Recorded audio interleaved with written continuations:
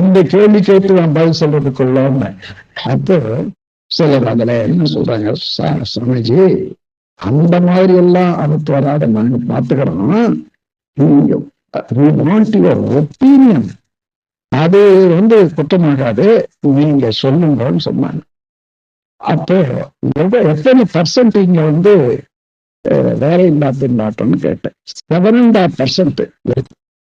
ஒரு ஆளுக்கு இப்போ எத்தனை மணி நேரம் வேலை கொடுக்குறீங்க இங்க கேட்டா 42 hours ஒரு வாரத்துக்கு.